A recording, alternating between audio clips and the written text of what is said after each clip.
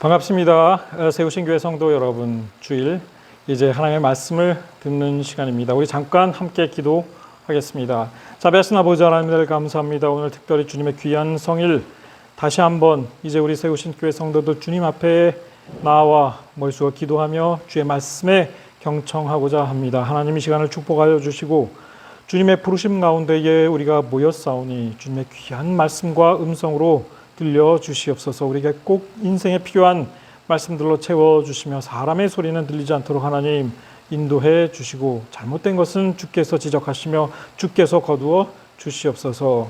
이 시간을 온전히 주께 맡겨옵고 예수 그리스도의 이름으로 간절히 기도하옵나이다. 아멘. 아멘. 반갑습니다. 잘 오셨습니다. 우리 앞뒤로 인사 나누겠습니다. 샬롬. 잘 오셨습니다. 반갑습니다. 샬롬. 자, 오늘은 제가 여러분들에게 그 찬양에 관한 말씀을 준비했습니다. 특별히 오늘 찬양에 관해 말씀을 준비하게 된 이유가 있습니다. 지난 주일에 여러분들이 사실상 다 함께 앞에 나와서 특별 찬송을 했어요. 저도 그 소식을 들었고 그 영상을 얻어서 보게 되었습니다. 그 영상을 보면서 저도 개인적으로 굉장히 큰 감명을 받았고, 우리가 정말 추구하고 지향해야 할 찬양이 이런 모습이어야 한다. 또 이런 생각도 들게 되었습니다. 감사에 관한 여러분들의 찬양을 들으면서 우리 세우신 교회가 앞으로 전교인의 찬양대 이렇게 해도 좋을 것 같고요. 그런 모습으로 우리가 정말 성탄절이나 부활절 칸타타까지 갈 수 있다면 얼마나 좋을까 이런 생각도 해보았습니다. 그래서 오늘 사실은 제가 그 찬양과 관련해 가지고 가장 제가 선호하는 본문인 시편 33편 1절부터 3절의 말씀을 가지고 여러분들에 관해 찬양을 통해 얻는 축복이라는 제목으로 말씀을 전하고자 합니다. 얼마나 찬양이 우리에게 주신 하나님의 축복인지를 알 수 있는 그런 시간이 되었으면 좋겠습니다. 이 오늘의 본문 가운데 이런 대목이 있어요. 즐거운 소리로 아름답게 연주할지어다. 즐거운 소리로 아름답게 연주할지어다. 네, 찬양은 연주입니다, 여러분. 자, 함께 보겠습니다. 찬양에 관한 거의 모든 것을 담고 있는 성경 구절이 바로 오늘 우리가 함께 읽은 이 시편 본문 33편 1절부터 3절이라 할 수 있을 것입니다. 너희 의인들아 여호와를 즐거워하라. 찬송은 정직한 자들이 마땅히 할 바로다. 수금으로 여호와께 감사하고 10줄 비파로 찬송할지어다. 새 노래로 그를 노래하며 즐거운 소리로 아름답게 연주할지어다. 이 말씀입니다. 우리가 왜 찬양을 해야 하는지, 우리가 어떤 모습으로 어떤 방법으로 하나님께 찬양을 해야 하는지에 관한 모든 것들을 담고 있는 구절이라 할 수 있을 것입니다. 자, 오늘의 말씀을 왜 우리는 음악을 할까? 이것부터 한번 생각해 보겠습니다.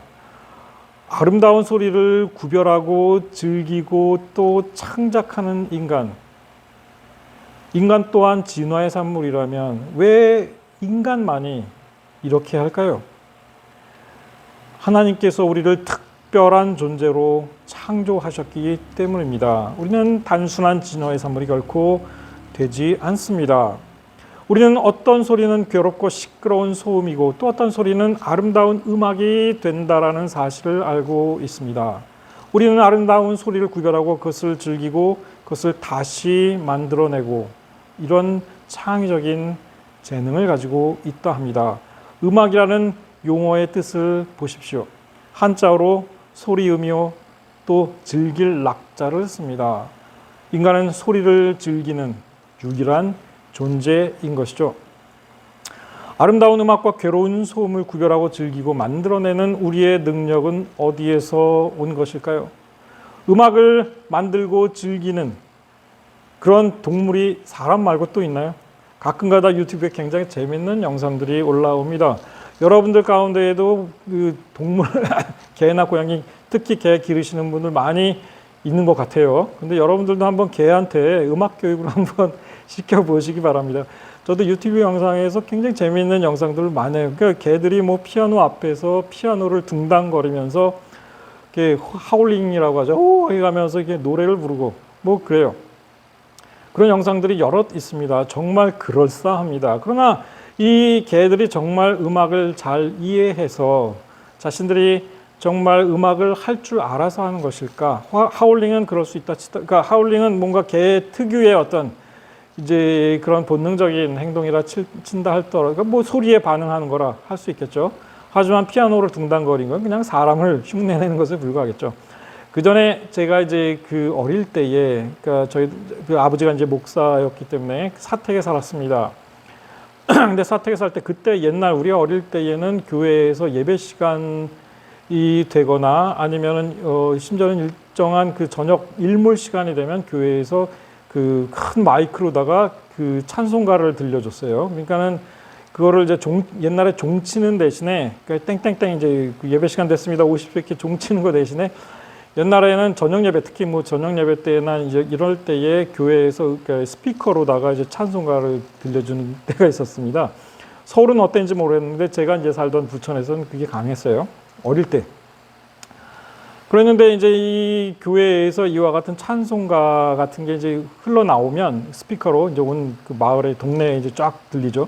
그러면 저희 집에 그때 개를 좀 키웠습니다. 개가 몇 마리 됐습니다. 그러면 이 개들이 그 찬송가만 나오면은 하울링을 하면서 막 노래 부르듯이 정말로 집단으로 뭐 그렇게 하울링을 하게 됐습니다. 이게 그래서 이제 동네 이웃분들이 아니 저 집 개들은 이게 뭐 목사님네 개라 그런지 찬송가만 나오면 찬송가를 따라 부르는가 보다.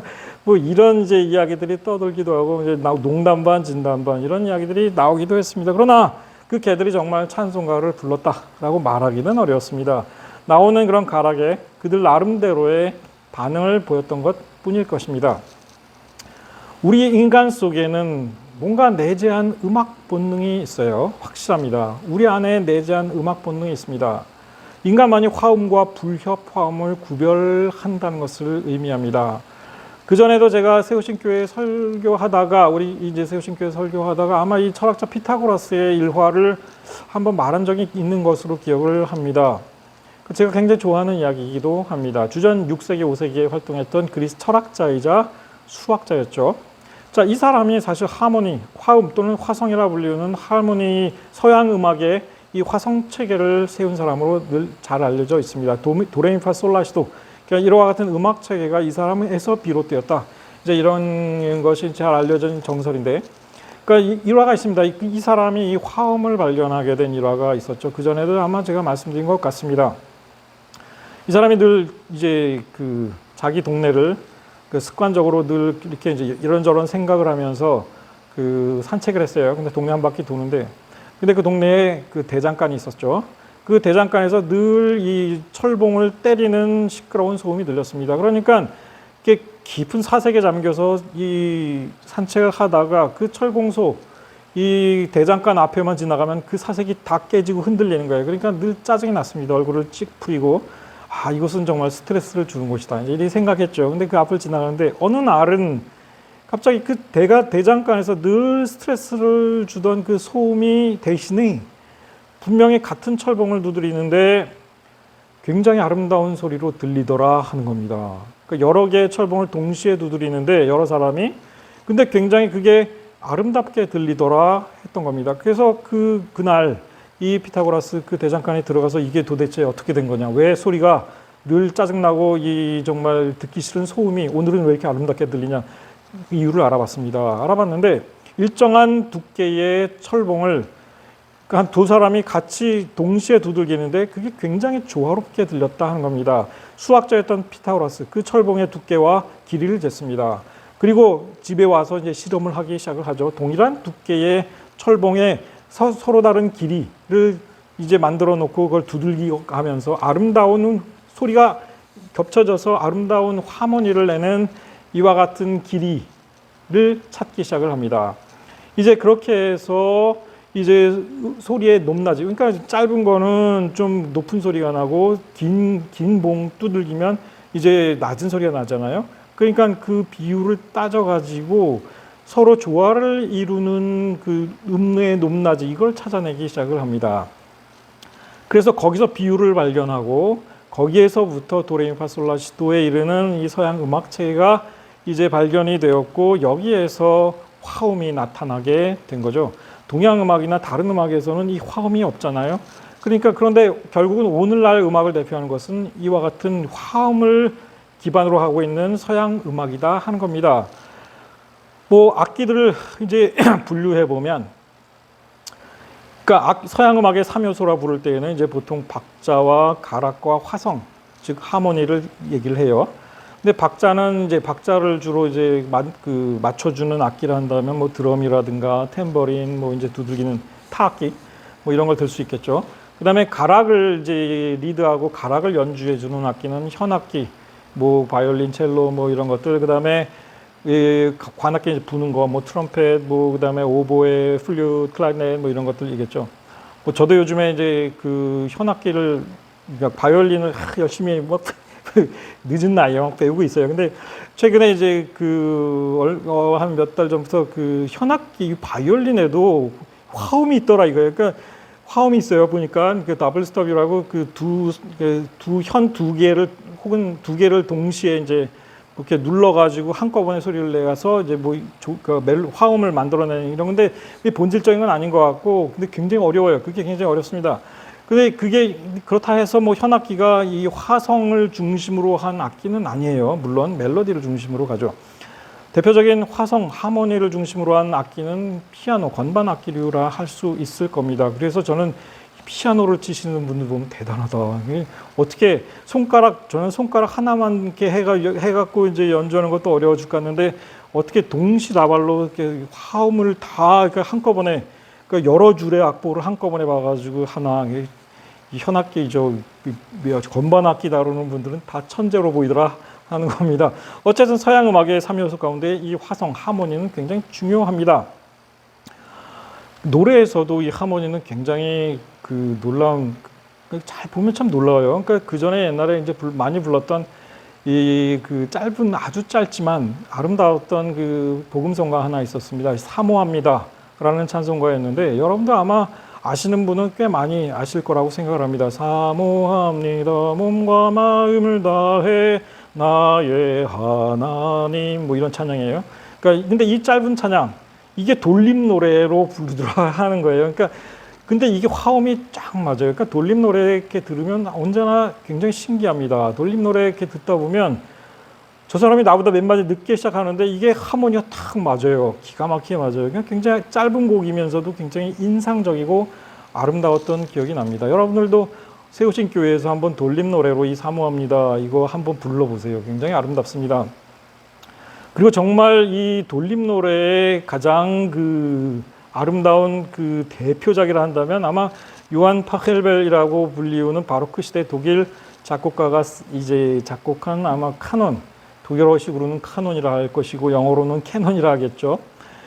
저는 사실 이걸 옛날부터 익숙하게 잘 알았지만 이 멜로디를 이게 돌림 노래였다, 사실상 돌림 노래였다는 사실은 정말 나중에 알았습니다. 그냥 화음으로 되는 건 줄 알았어요. 근데 그게 아니더라고. 나중에 제가 바이올린 이제도 하게 되고 그 직전에 이걸 듣는데 가만 악보를 내가 우연히 보게 됐는데 봤더니 세 대의 바이올린하고 한 대의 첼로는 8마디를 그냥 똑같은 8마디를 계속 반복해 주는 거고 끝날 때까지 똑같은 베이스만 깔아주고 그다음에 3대의 바이올린이 순차적으로 들어오게 돼 있는 돌림 노래였어요. 근데 이게 이 3대의 바이올린과 이 한 대의 첼로가 기가 막히게 이 화음이 그러니까 조화가 이루어 나더라 하는 겁니다. 여기서 정말 이것을 봤을 때에는 음악의 신비함, 음악의 아름다움을 느낄 수 있었다는 겁니다. 도대체 이 음악이란 게 뭘까? 도대체 왜 우리는 이런 음악을 만들어내고 이런 음악을 즐기고 있고 이런 음악을 이제 구별해내는가, 이제 이런 생각이 들었습니다. 굉장히 놀라웠죠. 여러분들 이 캐논 한번 집에 가서 찾아서 한번 들어보시기 바랍니다. 이게 돌림 노래였다 이거예요.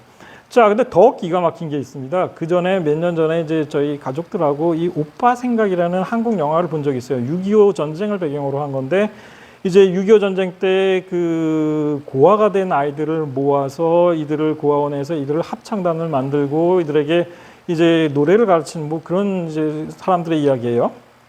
어린이들이 주인공인데 여기에서 이런 장면이 나옵니다. 그러니까 한 어린이에게 데니보이라는 노래를 부르게 하고 다른 어린이에게 애니롤이라는 노래를 서로 다른 노래예요. 전혀 다른 노래입니다. 데니보이는 제가 알기로는 아이리쉬인가 그쪽에 무슨 저 전통 뭐라고 하나요? 그러니까 그런 뭐라 하지? 전통곡이고 애니롤이도 마찬가지. 그러니까 이것도 아마 영국 쪽인 것 같은데 하여간 전혀 다른 이 두 개의 노래를 한 번에 같이 섞어서 부르면 이게 화음이 맞더라 하는 겁니다. 이 대목이 이 영화 오빠 생각에 나와요. 그러니까 저는 그걸 보고 깜짝 놀랐습니다. 전혀 다른 노래인데 이거를 섞으니까 화음이 일어나더라 하는 겁니다. 요즘에 가끔 그런 시도를 하는 것들을 가끔 보게 됩니다. 그러니까는 전혀 다른 클래식 곡에다가 이제 다른 복음성가를 매치시켜 가지고 연주하는 이런 경우들.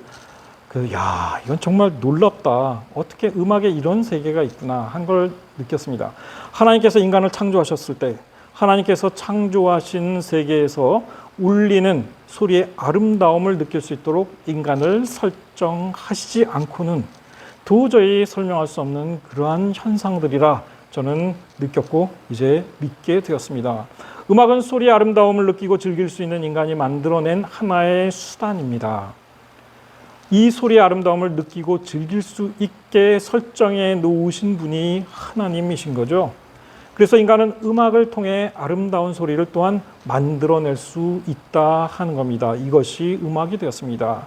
이것은 인류 첫 도시 문명이었던 인류 최초의 사람들의 세대, 이 세대에서 이미 음악이 나오고 있다 하는 얘기입니다. 창세기 4장 21절 보면 가인이 세운 첫 인간의 도시 문명에서 수금 얘기가 나오고 퉁소를 잡는 자가 나오고 이들의 조상 유발이라는 사람 이름이 언급됩니다. 인류의 역사 아주 초기부터 사람들은 음악을 하고 있었습니다. 이들은 가히 인류 최초의 음악가들이라 할 수 있겠죠.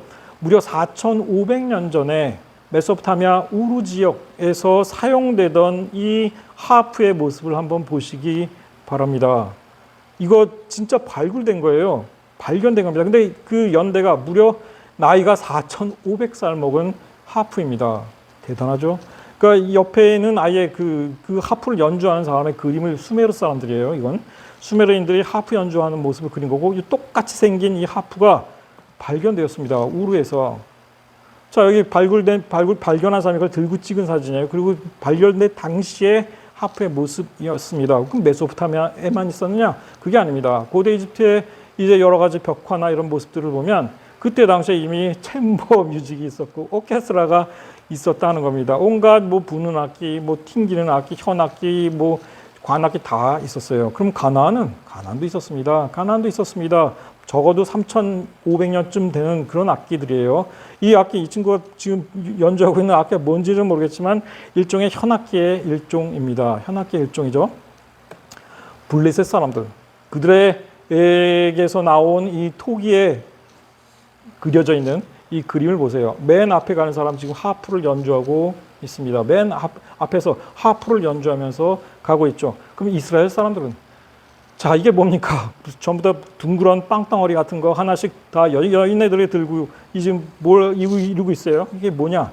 이게 작은 북치는 여자들입니다. 여러분들 출애굽 당시에 이제 이스라엘 백성들이 홍해를 건너고 그리고 나서 이제 그 쫓아오던 추격하던 이집트 군대 그 병거대를 하나님께서 물로 쓸어버리셨을 때 그때 모세의 누이였던 누굽니까? 모세의 누이 미리암이 여인네들을 다 이끌고 나서 북을 치면서 이 소고를 치면서 노래를 불렀잖아요. 그거 생각하시면 돼요. 여인들의 이 소고, 작은 북을 치는 여인들의 모습이 이스라엘 시대에도 굉장히 많이 발견이 되고 있습니다.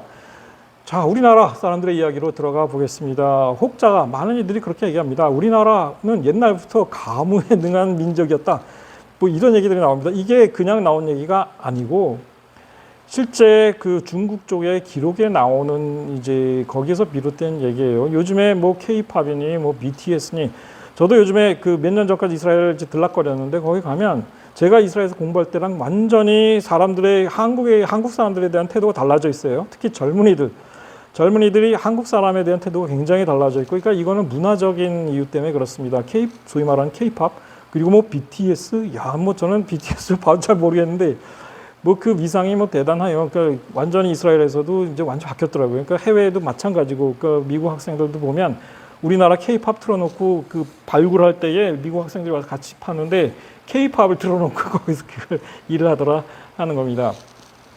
자, 남조, 중국 쪽 기록에 남조 시대에 그러니까 송나라의 범엽이라는 사람이 편찬한 후한서라는 게 있대요. 거기에 동이열전이라는 대목에 이런 얘기가 나옵니다. 2000여 년 전 부여, 고려, 그러니까 이 책이 뭐냐면 2000년쯤 전 기록인데 부여랑 고려, 고구려, 동옥저, 뭐 그다음에 그 사만 등 우리 조선 선조들의 모습을 이제 다 적은 이 기록이에요. 근데 여기에 이런 소리를 적어놨습니다. 이런 얘기를 동이족들은 술을 마시고 노래하며 춤추기를 좋아한다. 희 음주 가무, 그러니까 기쁠 희. 그러니까 음주 가무를 좋아하고 즐긴다는 거죠. 그러니까 술 마시고 노래하는 걸 좋아한다. 뭐 그런 얘기가 나오고, 그다음에 또 호가성, 음성, 불절 뭐 이런 얘기가 나온대요. 길에 사람이 밤낮 없이 다니는데 우리나라 사람들 밤문 원래 요즘은 밤에 일찍들 문 닫아요. 그러니까 저 시간당 그 인건비가 올라가면서 이제 그런데 옛날에는 거의 우리나라는 불야성이었죠. 그러니까 직장 끝나고 뭐 사람들 뭐 노래방 가고 뭐 술집 가고 카페 가고, 근데 요즘은 뭐 9시면 카페 다 문 닫더라고요. 그러니까 옛날에는 그렇지 않았습니다만은 뭐가 좋은지 모르겠어요. 어쨌든 노래하기를 좋아해서 노랫소리가 끊이지 않는다. 이런 기록이 중국 기록에 나오더라 하는 겁니다. 우리나라 조상들에 관한 이야기입니다. 항상 10월이면 하늘에 제사를 지내는데 밤낮으로 술 마시며 노래 부르고 춤추는데 주야 음주가무, 그러니까 음주가무 얘기가 굉장히 많이 나옵니다. 우리 조상들이 그러니까 가무를 굉장히 좋아했고 이거에 능했다. 뭐 그런 얘기예요. 자, 요즘에 그러니까 뭐 우리에게도 그러니까 어떻게 보면 우리 한국 사람들이 상당히 사실 감성이 발달한 민족이기도 하잖아요. 감성이 굉장히 많이 발달했다. 그걸 어떻게 아느냐? 그러니까 우리 한국말 속에는 사실 이 그 형용사가 무지하게 많이 발달됐는데 특히 감성과 관련된 형용사들, 표현들이 굉장히 많이 발달됐다라고 이야기들을 합니다. 색깔을 하나 표현을 해도 파란색, 푸른색, 뭐 연두색, 초록색, 뭐 푸르둥둥하다, 시퍼렇다, 뭐 파랗다라는 걸 표현하는데도 그 종류가 무지하게 많아요. 근데 다른 나라 언어에서 그렇지 않습니다. 특히 이 히브리어 같은 경우에는 형용사가 무지 부족해서 이 문학하는 분들, 작가들이 굉장히 불평이 많다고 합니다. 그래서 그러니까 뭘 하나 표현하려도 맨날 똑같은 소리만 반복해야 된다.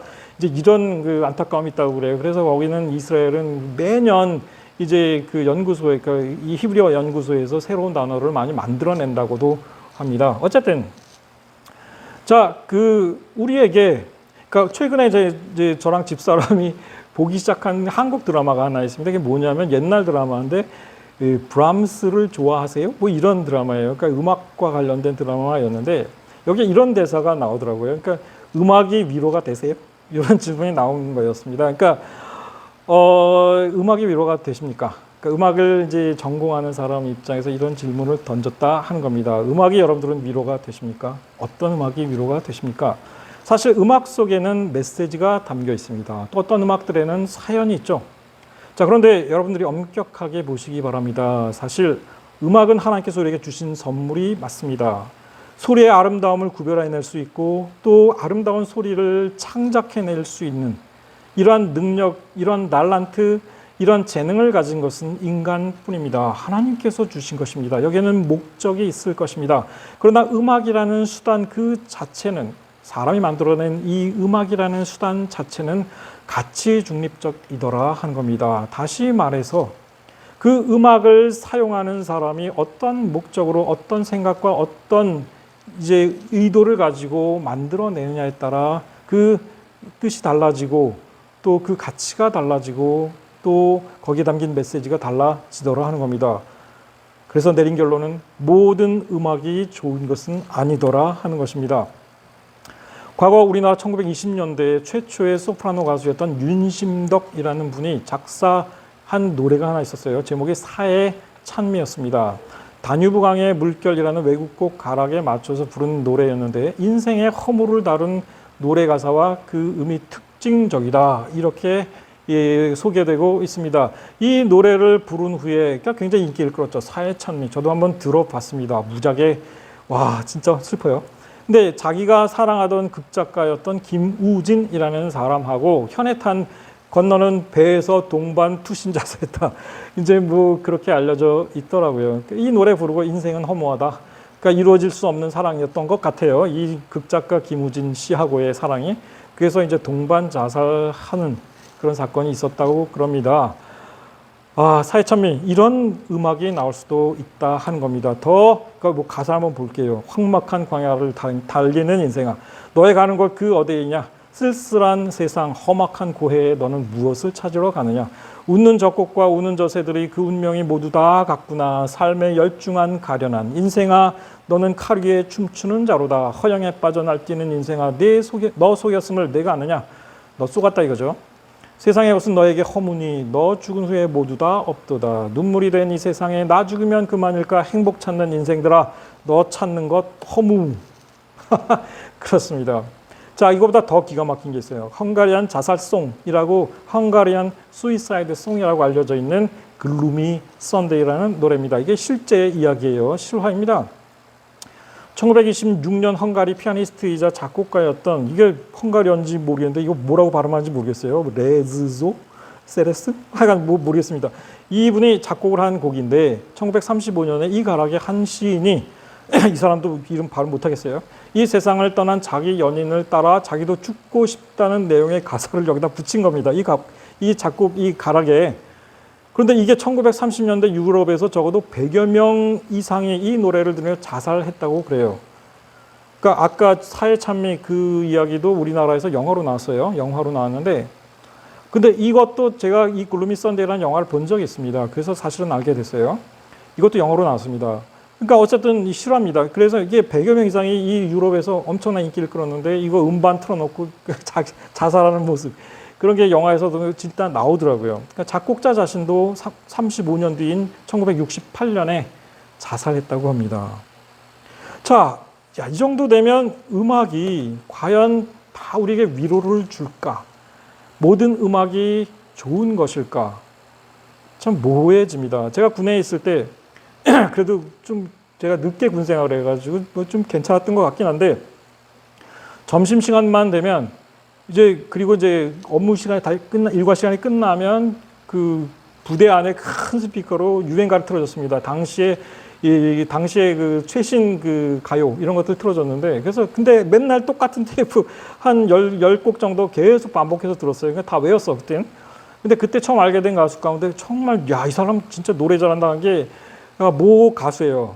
모 가수. 그래서 나중에 그 가수의 그 노래들을 한번 쫙 들어봤습니다. 그런데 이 사람이 자기가 직접, 그러니까 송라이터기도 해요. 그러니까 자기가 직접 자작곡을 자기가 부르는데 노래 기가 막히게 잘 만들어요. 그리고 아름다워, 노래가. 근데 모든 노래의 가사가 전부 슬퍼요. 슬픈 노래예요. 그리고 다 슬픈 이별이라는, 거의 대부분의 노래가 슬픈 이별이었습니다. 그래서 이 사람의 노래를 계속 듣다 보면 정말 사랑의 완성은 슬픈 이별이라는 착각이 들 정도였습니다. 그러니까 이 노래를 계속 들으면 나도 언젠가는 슬픈 이별을 해야 될 것 같아. 그러니까 나의 사랑은 슬프게 끝나야 맞을 것 같아요. 자, 그렇다면 이게 과연 좋은 노래일까? 이런 생각이 들었습니다. 이게 음악의 본질적인 목적이 되어야 할까? 만약에 그런 목적이 있다면. 더 기가 막혔던 건 나중에 제가 뭐 사춘기 때나 젊을 때 즐겨 들었던 옛날 팝송들 있잖아요. 뭐 그러니까 저는 사실 그렇게 좋아하진 않았지만 그 워낙 유명해서 알긴 알았어요. 그러니까 예를 들어 마이클 잭슨의 빌리진인가 뭐 그런 그 노래, 옛날 팝송. 나중에 다 한번 가사들을 살펴봤습니다. 그리고 제가 옛날에 즐겨 들었던 아바는 이렇게 건전하다 생각했어요. 근데 나중에 이 노래들의 가사를 살펴봤습니다. 충격적이었습니다. 경악스럽습니다. 정말로. 이 가사들이 이게 정말 내 눈이 의심스러웠어요. 그러니까 그 정도로 그 가사들은 정말 그 낯뜨거운, 정말 아니면 너무나 충격적인 이런 가사 내용들이었습니다.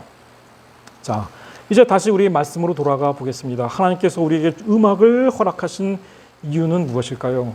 음악을 주신 이유는 무엇일까요?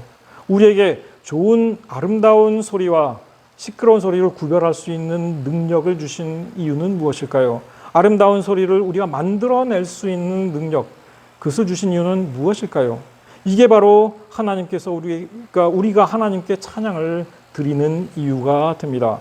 오늘 읽은 우리의 본문 시편 33편 1절은 이렇게 얘기합니다. 너희 의인들아, 의롭다 여기심을 받은 구원받은 자들아, 여호와를 즐거워하라.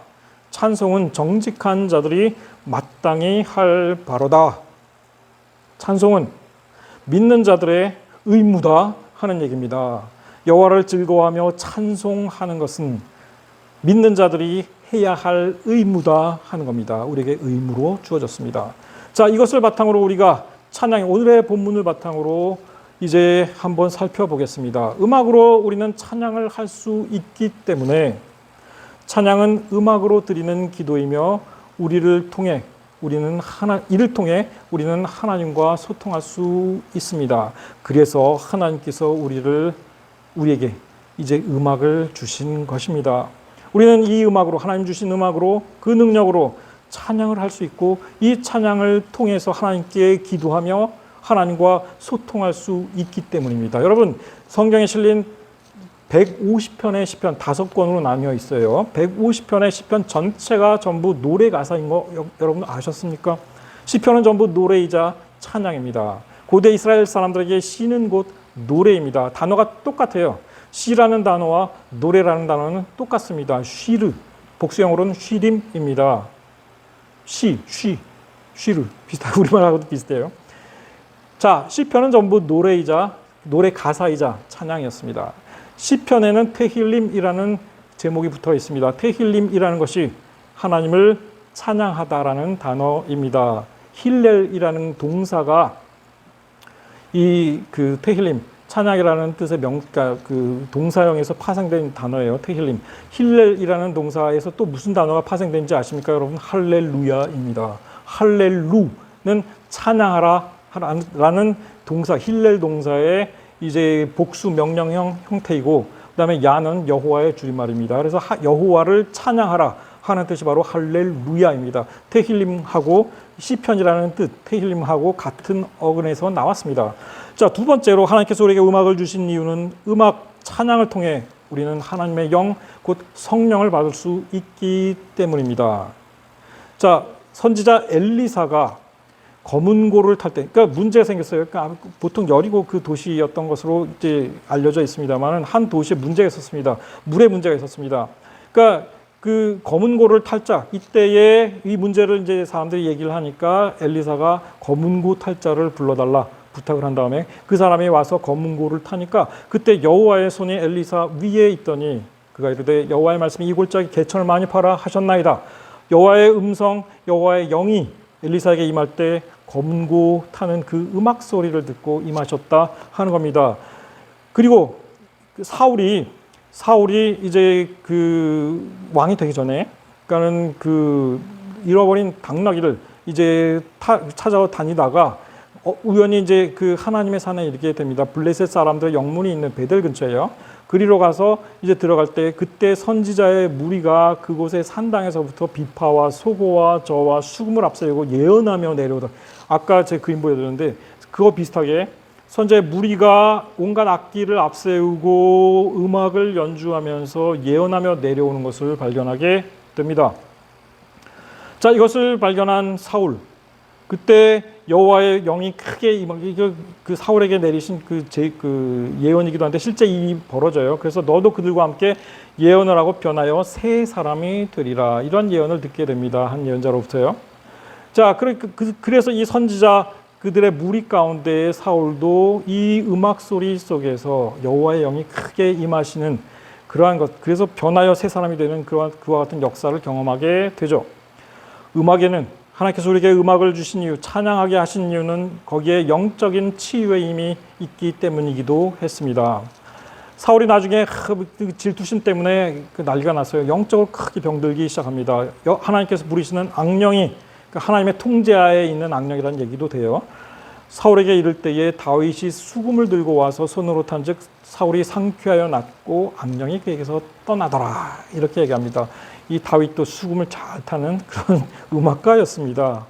사울, 이와 같은 그 음악을 통해 치유함을 받기도 했다 하는 겁니다. 그 전에 제가 이제 대학교 때 그 선교단체에 소속된 대학 내 이제 선교단체였어요. 그러니까 거기에 활동을 할 때에 저보다 이제 2살 선배였던 선배가 있었습니다. 성함이 이유정인데 지금 목사님이 됐습니다. 이분이, 그러니까 이 선배가 그 나중에 지금도 아마 하고 있는지 모르겠는데 인터컨티넨탈이라는 이제 선교단체, 음악 선교단체를 결성을 해가지고 선교활동, 음악 선교활동을 굉장히 많이 했습니다. 그러니까 그분이 이제 그 선배가 지은 그 찬양,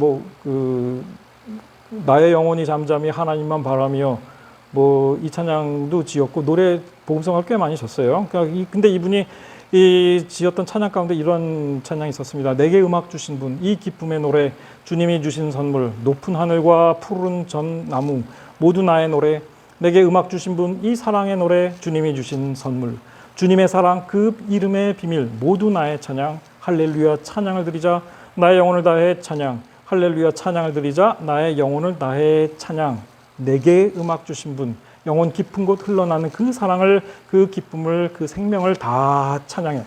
제게 이 가사가 참 의미 있게 들렸던 거는 이 선배의 비하인드 스토리를 알고 있기 때문에 그랬습니다. 이 선배의 가정이 굉장히 엘리트 집안이었다고 그래요.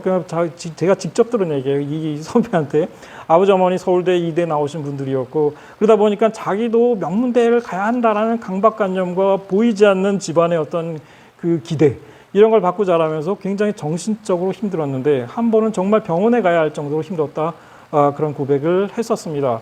그래서 대학에 들어왔는데 자기의 그러니까 원래 전공 지질학이에요. 근데 지질학과 전 거리가 먼 이 찬양 쪽에 계속 이제 끌렸던 것 같습니다. 그래서 나중에 졸업하고도 이제 이런 찬양 사역에 거의 해서 지금 목사님이 된 걸로 내가 알고 있어요. 근데 그런 고백을 하면서 그에게 자기를 구원해준, 치유해준 것이 바로 이 찬양이다 하는 것입니다. 그래서 이 노래, 이 찬양 가사가 굉장히 크게 들렸습니다. 내게 음악 주신 분, 하나님께서 내게 음악을 주셨기에 내가 인생을 이길 힘을 얻었다 하는 거죠. 주님이 주신 것은 선물이었다 하는 고백이었습니다. 자기 자신의 고백이 담긴 그와 같은 찬양이었다 하는 겁니다. 네 번째로 음악에는 함께하는 이들을 하나로 묶어주는 신비한 힘이 존재합니다. 희한해요. 음악 활동을 해본 분들은 이것을 이해합니다. 이것을 압니다. 음악에는 함께하는 이들을 하나로 묶어주는 신비한 힘이 존재합니다. 찬양, 더더욱 찬양은 그렇습니다. 찬양을 통해 하나님과 우리가 하나가 될 수 있습니다. 하나님과 소통하는 기도요, 하나님께 올려드리는 이 음악을 통해 우리는 하나님과 하나가 될 수 있다는 것, 함께할 수 있다는 겁니다. 그리고 더 나아가 찬양을 통해 얻는 은혜와 위로와 기쁨과 즐거움 속에서 우리는 축복을 체험할 수 있다 하는 겁니다. 함께 찬양하는 이들과 하나가 되는 그러한 느낌이 든다는 거죠. 그렇다면 우리는 우리 그리스도인들 어떻게 찬양을 해야 할까요? 어떻게 찬양해야 할까요? 오늘의 본문은 이렇게 가르칩니다. 이렇게 찬양하라. 성경이 가르치는 찬양의 원칙들을 보겠습니다. 첫째, 이게 본문 한번 읽어볼게요. 수금으로 여호와께 감사하고 열줄 비파로 찬송할지어다. 새 노래로 그를 노래하며 즐거운 소리로 아름답게 연주할지어다. 수금과 열줄 비파로 온갖 그 악기들을 동원해서 연주하라 이겁니다. 맨입으로만 하지 말고 가능하면 다양한 악기를 사용해서 최대한 아름답게 연주하라 하는 겁니다. 여러분들 세우신 교회 크지 않지만 여러분들 가운데 악기 하는 사람들 많잖아요. 베이스 기타 하시는 분, 피아노 하시는 분, 드럼 하시는 분, 여러분들 자녀한테 가면 관악기, 현악기 다 있을 겁니다. 잘하든 못하든 그게 중요한 게 아닙니다. 좋은 악보를 만나면 못하는 초보자들도 다 아름다운 음악을 낼 수 있다 하는 겁니다. 그게 음악의 신비로움입니다. 여러 사람이, 여러 악기들이 조화를 이루며 함께 할수록 음악은 아름다워지고 찬양도 아름다워집니다. 그들이 산에 있는 아비나답이 집에서 하나님의 궤를 싣고 나올 때에 아효는 궤 앞에 가고 다윗과 이스라엘 온 족속은 잣나무로 만든 여러 가지 악기와 수금과 비파와 소고와 양금과 제금으로 여호와 앞에서 연주하더라. 정말 좋은 일에 이와 같은 아름다운 다양한 악기를 동원한 아름다운 찬양이 얼마나 아름다운지요. 여러분, 나팔 소리로 찬양하며 비파와 수금으로 찬양할지어다. 소고치며 춤추어 찬양하며 현악과 퉁소로 찬양할지어다. 큰 소리 나는 제금으로 찬양하며 높은 소리 나는 제금으로 찬양할지어다. 호흡이 있는 자마다 여호와를 찬양할지어다. 할렐루야. 시편의 맨 마지막 시편인 150편이 이렇게 끝이 납니다. 이렇게 끝이 나는 겁니다. 호흡이 있는 자마다 때를 얻든지 못 얻든지 여호와를 찬양할지어다. 할렐루야. 바울과 실라가 로마의 한 어두운 감옥에 갇혔을 때, 책을 읽을 수도 없고 아무것도 할 수 없을 때 그들은 찬양을 불렀습니다. 그 찬양이 같은 옥에 갇혀 있던 사람들의 마음을 움직였고, 나중에 옥문이 열리고 지진이 나고, 하나님께서 보내신 지진이 나고 다 모두가 살아나올 때에 옥문에 갇혔던 많은 죄수들이 그들이 불렀던 그 찬양 때문에 그리스도인이 되었습니다. 옥문지기조차도 그 찬양의 소리를 듣고 그리스도인이 되잖아요. 여러분, 두 번째로 여호와께 감사하라. 본문은 이렇게 가르칩니다. 찬양 속에는 하나님께 대한 감사의 마음이 담겨야 합니다. 감사는 우리가 찬양을 하는 이유가 되기도 합니다. 지난주에 여러분들 세우신 교회 성도들 특별 찬송 감사를 하는 거 들었어요. 감사하는 사람에게는 기쁨이 있기 때문입니다. 오늘 숨을 쉬는 것 감사, 나를 구원하신 것 감사, 내 뜻대로 안 돼도 주가 인도하신 것 모든 것 감사, 내게 주신 모든 것 감사, 때론 가져가심도 감사, 내게 고난 주셔서 주 뜻 알게 하신 것 감사, 주님 감사해요, 감사해요.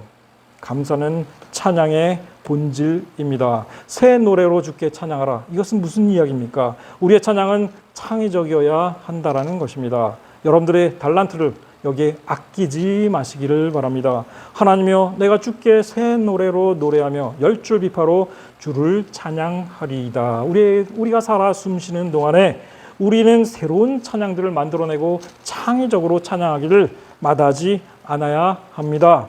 즐거운 소리로 찬양하라 우리에게 가르쳐 줍니다. 찬양은 기쁘고 즐거워야 합니다. 찬양을 즐기라는 이야기입니다. 찬양을 즐기라는 이야기입니다. 우리의 능력이 되시는 하나님을 향하여 기쁘게 노래하며 야곱의 하나님을 향하여 즐거이 소리칠지어다. 시편 81편 1절의 말씀입니다. 내가 주를 찬양할 때 나의 입술이 기뻐 외치며 주께서 속량하신 내 영혼이 즐거워하리이다. 어려운 상황에서도 우리는 찬양을 즐길 수 있습니다. 온 땅이여 여호와께 즐거이 소리칠지어다. 소리내어 즐겁게 노래하며 찬송할지어다. 수금으로 여호와를 노래하라. 수금과 음성으로 노래할지어다. 나팔과 호각 소리로 왕이신 여호와 앞에 즐겁게 노래할 소리칠지로다. 즐겁게, 즐거이, 즐겁게, 이런 단어가 이 구절만 3번이나 나옵니다. 찬양은 즐겁게 하라 하는 겁니다. 즐기라는 얘기입니다. 낙심되는 때가 있을지라도 내가 하나님의 제단에 나아가 나의 큰 기쁨에 하나님께 이르리이다. 내 영혼아, 내가 어찌하여 낙심하며 어찌하여 내 속에서 불안해하는가. 지금 이 기자는 그 영혼이 낙심하고 정말 불안한 상황입니다. 그러나 하나님께 소망을 두라. 그가 나타나 도우심으로 말미암아 내 하나님을 여전히 찬송하리로다. 그럼에도 불구하고 나는 큰 기쁨으로 하나님께 나아가 찬양하겠노라 하는 말씀입니다. 아름답게 연주할지어다. 찬양은 최대한 아름답게 만들어 올리도록 준비된 찬양을 드리라 하는 겁니다. 시를 읊으며 소고를 치고 아름다운 수금의 비파를 아우를지어다. 아름다운 찬양으로 영광 받으시는 분이 하나님이시라면 그런 찬양을 통해 위로와 기쁨과 은혜를 누리는 것은 우리들 자신이요. 이것이 찬양을 통한 축복입니다. 2차 대전 당시 실화를 영화로 만든 게 하나 있어요. 제가 오늘 영화 얘기 많이 하는 한나를 위한 소나타입니다. 이 영화 한나를 위한 소나타 한번 꼭 보셨으면 좋겠습니다. 굉장히 아름다운 영화였습니다.